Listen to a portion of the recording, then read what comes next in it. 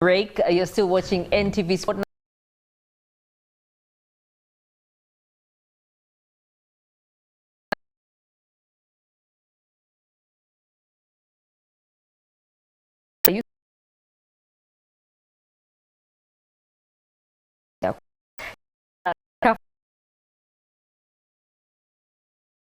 Who is part of us, who is one of us here. Good evening, gentlemen. Thank you for joining us on NTV SportKnights. Good evening. Oraho. Turakome. And how are you, sir? I was waiting for that, and Maybe you can tell me which part of Uganda you're from, and I try. I come from Kalaki. Kalaki is a few kilometers out of Soroti, and I'm very proud Kumam. Biebo. No, we say Yoga, Kopnyo, Kopli. We are a small tribe, but very brilliant. Eh? Brilliant. Good evening, viewers, and thanks for hosting us here. Okay, I was about to ask about the census figures, but I thought, you know, but still, yeah, let's talk about the relevance of these regional competitions. We seem to have quite a number of them. Yeah, so I'll start with you, Mr. Mosi. Yes. Yes, how relevant is CECAFA today? CECAFA today now, as you know, the new CAF president, President Motsepe, Yes. when he was elected, he said, let us change our system and to put more priority to the youth football. That's the reason you can see he implemented a new project called African Schools Football Championship. This is a new project and founded by the Motsepe Foundation from himself, his money, proper money.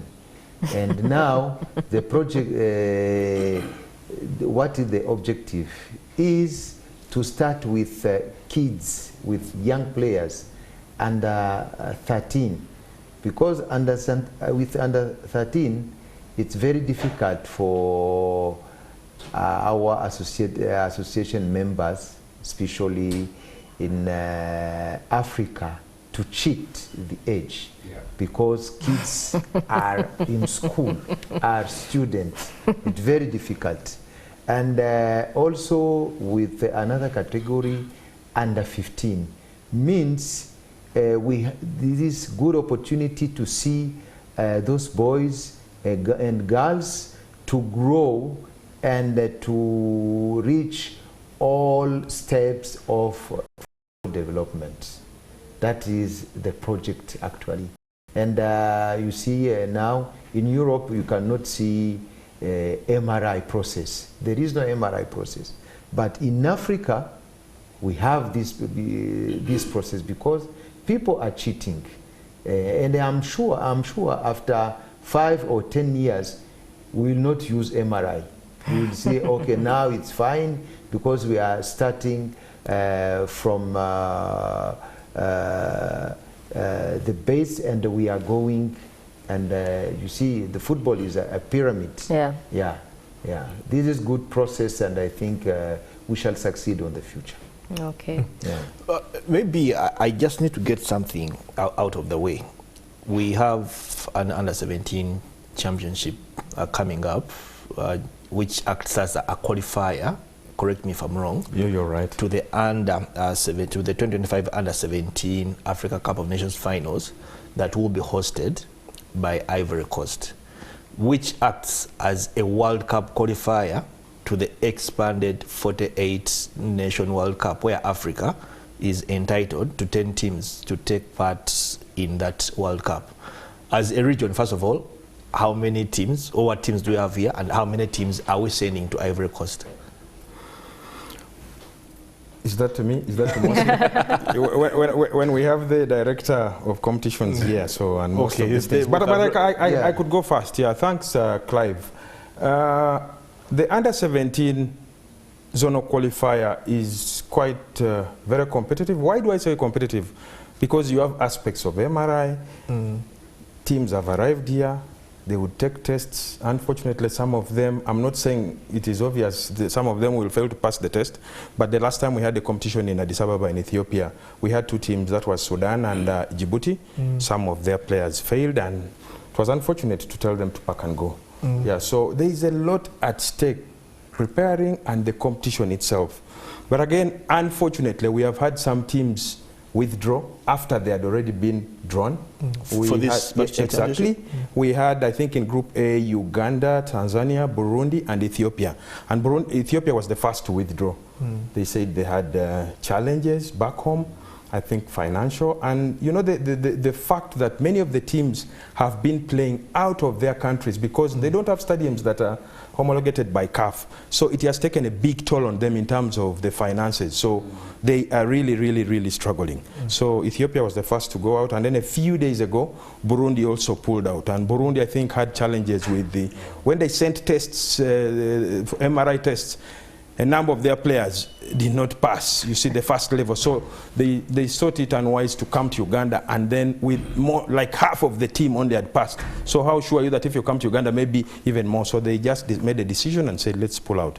So that leaves 2 teams in Group A and 4 in Group B. But what is going to be done in the next few days is just to move CAF. There's already a lot of work being done. Jackson, sorry to cut you short. Yes. What you're actually trying to say is that we have 6 teams for this competition of a region that is of 13 nations.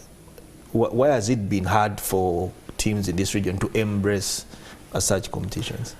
Not 13, 12. Of course, Zanzibar associate members, and associate members are not allowed to play in this competition. But several challenges, really, because I think some countries are not doing well in terms of building their youth teams, yeah? But also, like I said earlier, in terms of the financial burden, because most of these teams have been playing out of their countries, and it has taken, you can imagine Ethiopia has been playing their matches in West Africa.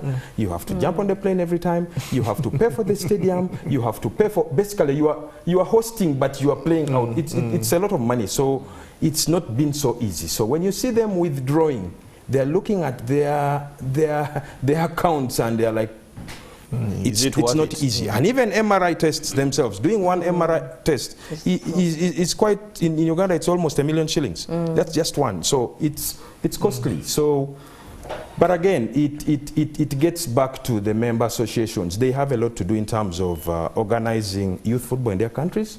Because if you don't organize youth football, then you are very sure that it's going to affect the whole chain, you know. Who are the top players tomorrow in the senior teams? It is, you have to start from somewhere, and it is the youth at the end of the day. So there is a lot to be done. But Oriada, member associations get funds from FIFA, even for youth development. And I'm thinking that should be taking care of events like this. So when you say they're financially constrained, exactly what's happening, we should just be calling them out. That they're actually using money in other things, especially because the youth fund is actually clear from FIFA. So there should be another excuse of not turning up, perhaps MRI, because that's not funded in terms of getting it wrong. Don't you think? Because you and Mr. Moses should be raising this. You know, normally, if we calculate this amount from FIFA, it's not enough to run the football in the country. But the problem is our countries, they have to find another way, another policy, especially about the commercial partners, and to found a competition, because they are forgetting something, like in England before, or Germany. The football was not popular, but when they decided to put money and to give advantage for those companies which are investing in the football, we saw the change. All of us now, we are watching games. It's like Tanzania. Yeah. I was in part of this project when they started in 2006 as an expert to give them some advice. They said, let us change our policy and to bring more money in the football. To talk with some companies which want to invest in the football. Now we can see GSM, we can see Mo Foundation, we can see Azam. They are investing money. Means now teams are not like simple association. They are commercial clubs. They changed the whole system. I was the one who sometimes advise them, you do this, because I got opportunity to go in Europe for sport studies. I saw what they are doing in Europe, and I said, okay, countries which want to do something, we are there to help them and to make policy and to develop. But the problem is our national policy. That is big problem. I actually wanted to ask, because if you're doing all this, you know, at what stage does the government come in? Infrastructure is a problem, a big problem, I imagine, not only for Uganda, but for most of these countries within CECAFA. So how do you, when you're starting with this, where do you stop? And then where does government come in? The problem is our government sometimes, for the sport, for them, it's not a priority. They are putting money in other activities. But in sports, they could put money there. Like now, I can give an example. Because I'm writing a book about which contribution bringing by footballers from Burundi when they are playing outside. Because I can see a city, we have around 200 houses for footballers only, playing in Rwanda, playing in Tanzania, playing in Kenya, in Europe, in Arabian countries, because they are bringing money to the country and they are investing, they are paying VAT, everything. Means they are contributing to grow the economy. But some of our authorities, they don't understand. That is problem. I have a supplement and a question for him and a question for Oriata. Mosi, you said you were part of the team that advised in Tanzania and all, in terms of commercializing the game. Growing up, CECAFA was a big deal. I'm speaking for myself. And at the time, we used to listen to comment on Radio Uganda. And names like Ed Lunyamela from Tanzania come to mind. Then, both for club and country, sometimes Uganda would have two teams, A and B. You have Villa, Express. CECAFA was the real deal. And and countries actually looked forward to it. Ugandans filled stadiums for that. It meant something. But today, you'd struggle to even, if I'm not a journalist, I would not know that CECAFA is happening. You have a club championship and the biggest clubs in the region don't want to be part of it. Yes. So having been part of that advisory board and knowing how the situation is now, what are you doing about it? That's the question. The supplement on what you just talked about, government policies and all, I feel your pain and I get it. For example, we have several betting companies in the world and in East Africa who are putting money in the game. One of the things they fronted to governments in East Africa, and this has been a protracted effort, is telling governments to have a policy whereby they have a percentage of money paid in taxes from betting companies, because it's a lot of money, and getting a percentage and having it in a pool for government meant for sports, not just putting in a consolidated fund where it's going all over the place.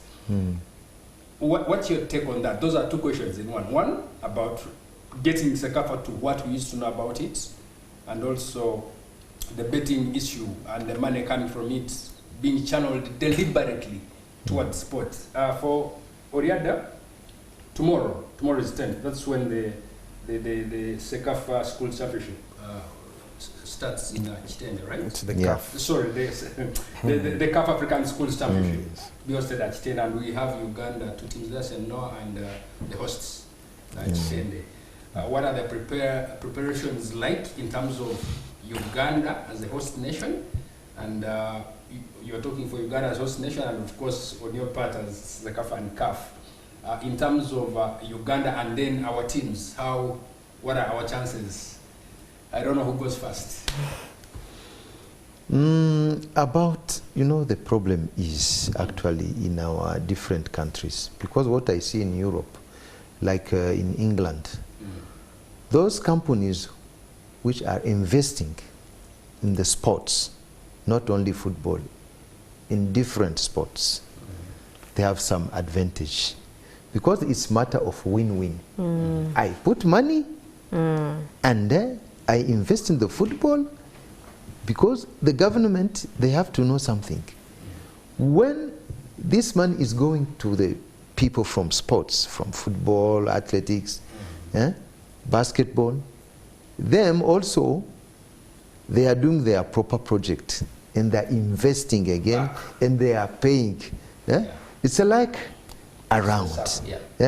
People, they have to understand that. But politicians, they have their orientation. They said, okay, we do this, you have to respect the rules. That is problem. And in our region especially, we have some misunderstandings, because 2 weeks ago I was in South Africa. I saw this zone, what they are doing, because every tournament they have sponsor. Why not CECAFA? CECAFA before it was fine, but now what happened? We are going down. What happened? What happened? Some companies, they are saying, we are struggling with the taxes from the government. We cannot invest more, sponsor your tournament. But we are trying now. We saw with this Kagame Cup, last Kagame Cup in Dar es Salaam. We are trying now. Maybe next year we'll have a good deal with Dar es Salaam Port. Is President Kagame still the sponsor of that tournament? Now, even them, Rwanda, now they are looking to increase their contribution. Okay. Yeah, and we have also Sudan teams, El Hilal and Merih. Is that the even them, they are putting money, because it's an opportunity for them to get some training sessions. Because if I play this tournament, maybe I can play 5 or 6 games. It's difficult for you to get a pre-season with 6 international games.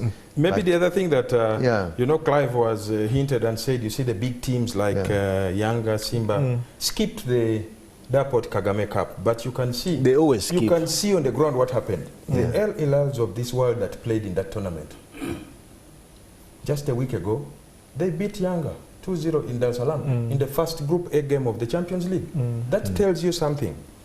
It doesn't come just by... You want to give it to CECAFA? No, it's they as a team, they thought it was wise to play in the Kagame Cup.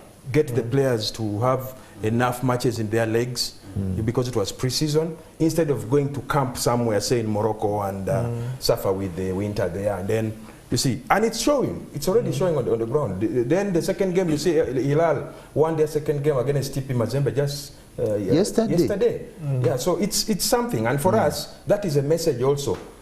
Because their reasoning at that time was that they had already booked for their pre-camps in Morocco, and it was hard for them to make changes. But I can assure you that next year it's going to be there's going to be even more money. You just wait; they will come back and play. The reasons Mr. Mosi highlighted there, could those also be the same reasons why CECAFA is struggling to be consistent with their competition calendar annually? No, we are doing our calendar according And the calendar is always out. Yeah, yes. But then the competitions never happen consistently.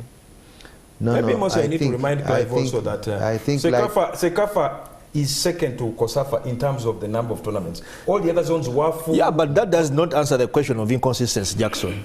No, we have. No.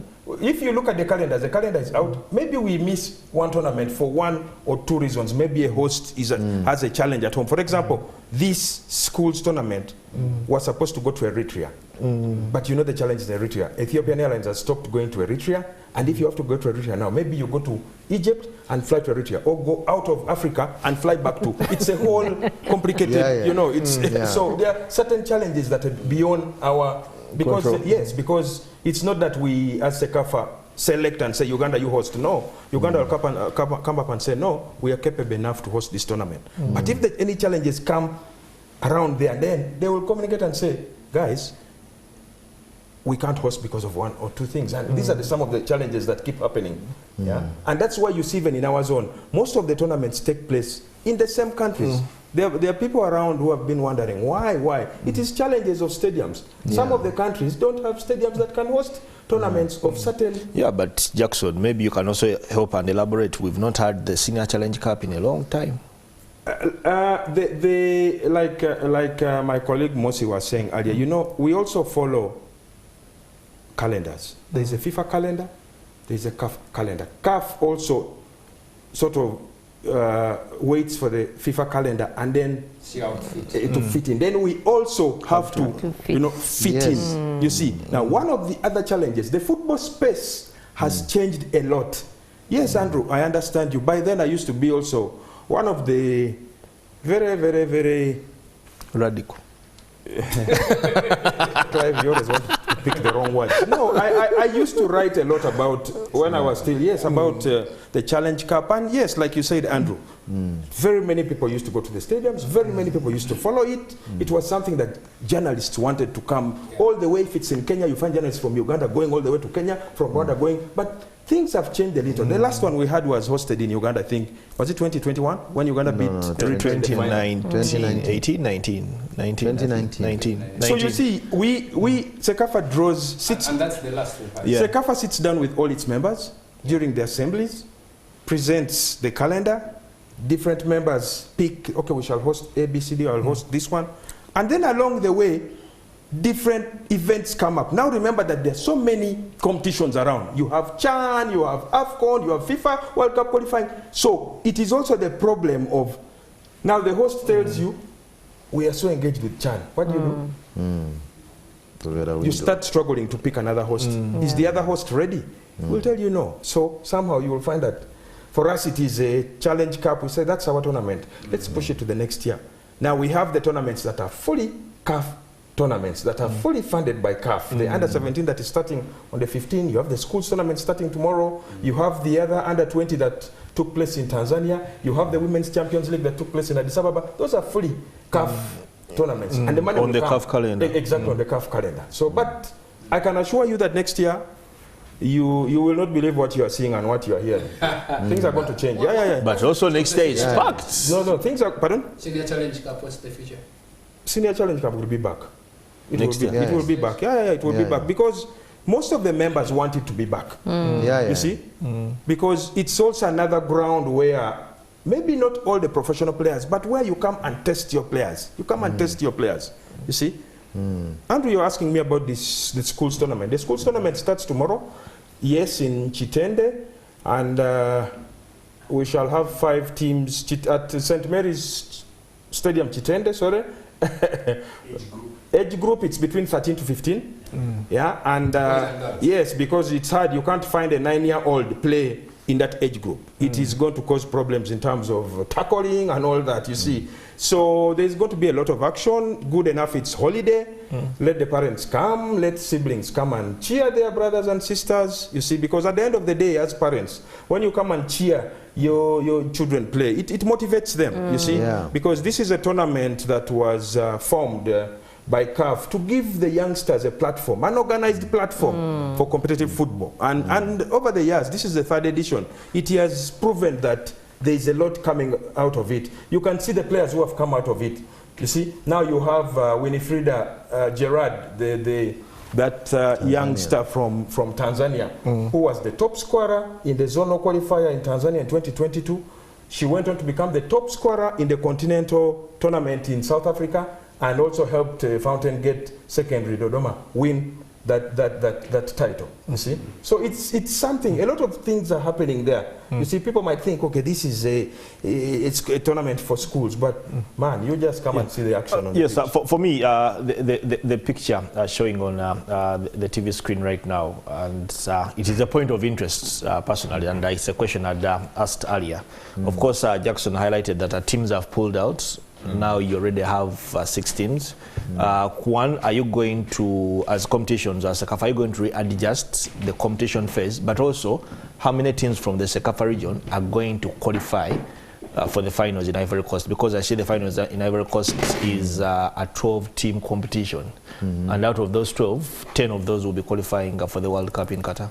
Okay, by tomorrow we shall adjust in accordance with CAF competition management, and we will have 2 groups with 3 teams, and for qualification it's only 2 teams. The finalists. Yeah, Okay. Number 1 and number 2 will represent the zone to the final stage in Ivory Coast next year.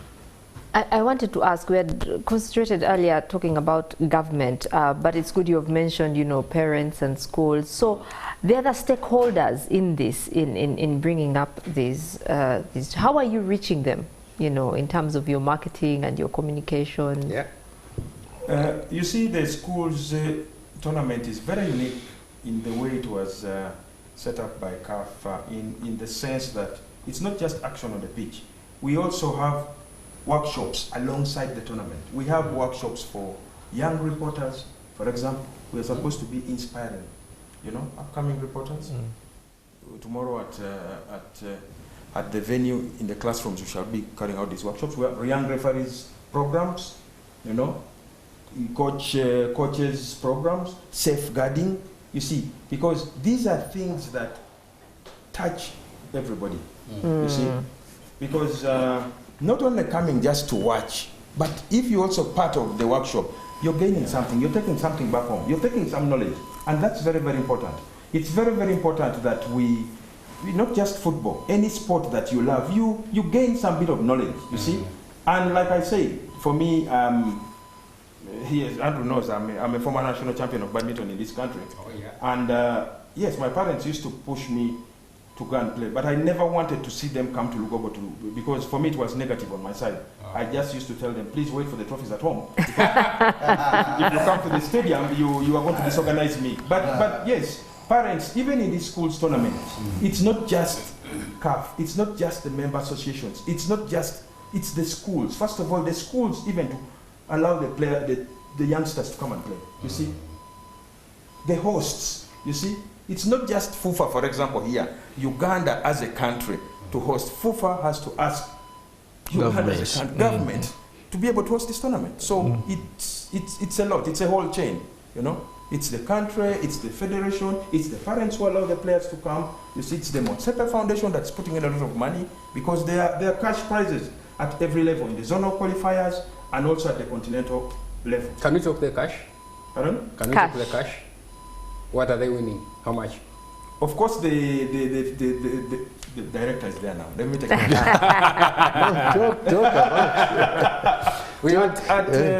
At continental level, I think it's 300,000 US dollars. Yeah. For the winner? For the winner, yes, and that's quite a lot of money. Yeah. And then the second, I think if I remember right, is it 200? And then the third is 150. Then And this level? For the zonal is 100, Yes. 75, and 50. That's but good this money. is not just cash. Yeah. This money is supposed to go to the school, you know, to come up with something. You need a To bus go at back the school. into You development. need a bus, for example, at the school. Please, Improve the stadium, do what? In the school, that money will go there to give back to the school, you see, because at the end of the day, it's not just playing football, but the kids also must keep, you know, studying because it's good to balance studies and the sport that where you have the talent. You talked of everyone going and supporting the students. How much are they paying? Is it free? It's free. So free. Everyone should just go to Chitende. The gates will be open. The action starts at 9. We have 4 games for the boys tomorrow and 2 games for the girls. Okay. So the tournament runs from tomorrow Tuesday to Thursday. Okay. Lastly from me, I don't want to jinx it, but I want this to go on record that it was said first on NTV SportKnights. Next year, the under-17 boys from Uganda might become the first football team to play at the World Cup. Like Mr. Musa said, the top 2 teams will qualify for the AFCON in Ivory Coast. So meaning, as hosts, all we need to do is get into the final and qualify for the AFCON in Ivory Coast. The AFCON in Ivory Coast is a competition of 12 teams. 10 teams of those 12 are qualifying for the World Cup, surely. 10 of the 12. 10 of the 12 are qualifying for the World Cup. So surely. We should be at the World Cup in Qatar next year. So, you know, no, I'm just saying, I don't, that's why I said I don't want to jinx it, but at least if we do, it was said first year on this show. You've got to be so poor to finish in the last in the last 2 not qualify for the World Cup. We hope there is no COVID because the last time we qualified. When more qualified with the other 20. So. But the other thing is there's a lot of competition at the youth levels. Because these kids want to do anything with the ball. They want to express themselves. A kid feels he wants to dribble. You talk about competition. Egypt, Morocco, Mali, Senegal, Burkina Faso, Ivory Coast have already qualified for the finals in Ivory Coast. And those are big teams. And those are big teams on the continent. Okay, we were asking our viewers who, in their opinion, is the greatest footballer from the CECAFA region. Ever. Wow. Yes. So I will, as we as we end, I'd like to ask you who, in your opinion, is the greatest. You see the problem with greatest, that word greatest. In your opinion, you could have them in generations. In generations, yes. So even here, you want the director to go first? Yes, he has been around for some time. No, you are. He has seen them. He has seen them, so he should go first. No. But for me, especially, I want to congratulate Uganda. Why Uganda? Second, I can say Tanzania, because they are coming also. And after Tanzania, it's Kenya. Uganda has a special program, special for youth in schools. They are putting more efforts from 12, and they are growing in the football. That's the reason we can get some good players from Uganda. Even in terms of record, you can see they are winning many trophies, especially in the youth player. But I see Tanzania also coming.